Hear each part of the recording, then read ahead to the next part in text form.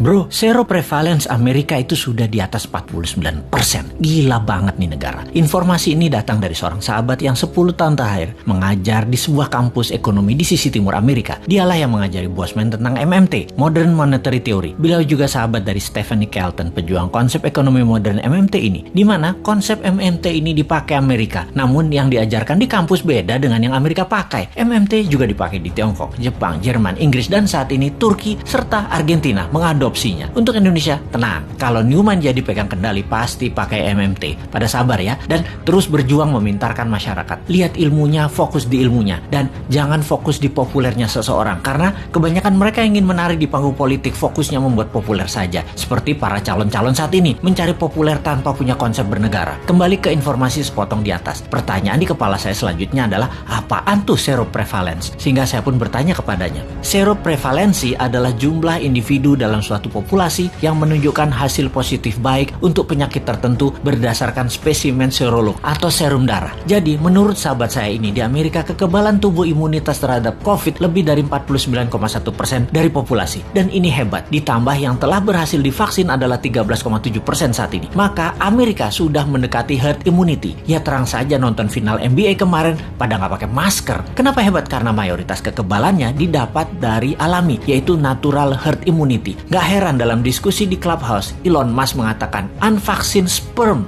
50 years from now are more precious than gold. Yang dalam arti sederhananya adalah sperma manusia yang tidak divaksin lebih tinggi nilainya dibanding harga emas 50 tahun lagi. Oke, wis jangan dipercaya omongan Elon Musk. Itu hanya omongan manusia oportunis. Sing bener pejabat saat ini, maha bener. Kita harus dukung terus demi utuhnya NKRI sampai masanya New Mind tiba. Sing sabar ya. Kalau pandemi corona adalah bencana alam natural disaster, maka sesungguhnya kesembuhan alami adalah herd immunity natural juga untuk mengalahkannya. Sungguh, strategi yang terbaik adalah dari alam oleh alam. Kalau COVID adalah man-made disaster. Ada dua strateginya. Nego dengan yang mengendalikan dan ikuti maunya mereka. Atau tantang mereka. Tantang perang puputan. Tantang perang sampai mati. Pakai vaksin sendiri. Pakai imunoterapi. Pokoknya jangan pakai vaksin asing aja. Wani ora. Kalau nggak berani ya seperti saat ini. Ikuti aja protokol globalis. Dilanjut oleh teman saya tadi. Jadi kalau Amerika pakai vaksin mengatasi herd imunitas secara mayoritas itu hoax. Itu hoax. Bener. Pakai vaksin. Tapi hanya minor. Hanya palingan 20-30%an saja, yang 30%an nanti yang alami. Amerika pakai natural imunitas terbanyaknya. Lalu saya bertanya, kalau Tiongkok menangani COVID pakai vaksin ya? Dijawab olehnya, belum tentu. Tiongkok itu rezim komunis. Gak ada transparansi dan akuntabilitas bagi siapapun dari luar negeri bisa mengakses kebenaran informasi yang Tiongkok berikan. Siapa yang bisa memverifikasi berita kalau society dibungkam di sana? Banyak ahli-ahli luar Tiongkok mau fact finding masuk ke Tiongkok, gak bisa, ditolak Beijing. Sebaiknya kita tidak consider data Tiongkok sebagai data utama. Semua data dari Tiongkok itu dari pusat partai komunis. Semuanya dialterate, diubah sesuai untuk kepentingan propaganda yang menguntungkan Tiongkok. Bisa saja ternyata Tiongkok juga pakai natural herd immunity, namun dipropagandakannya pakai vaksin. Taunya Tiongkok menyehatkan warganya dengan multivitamin dan mineral, sementara vaksin diekspor keluar sebagai dagangan internasional. Jadi Tiongkok kayak Amerika juga. Jangan-jangan 60%-nya pakai natural herd imunitas, sisanya vaksin. Siapa yang tahu? Banyak negara tergocek globalis cabal agar pakai vaksin mayoritasnya. Yang natural imunitasnya dibatasi. Memang tidak deadly atau mematikan menggunakan vaksin itu. Vaksin faktanya memang mengurangi fatality kematian. Tetapi sisi lain, ya kita jadi korban ekonomi. Jadi miskin. Kita jadi buyer beliin vaksin terus. Ya semoga salah lagi nih data dari Tiongkok dan globalis kali ini. Tapi data seroprevalence yang dari Amerika mah bener.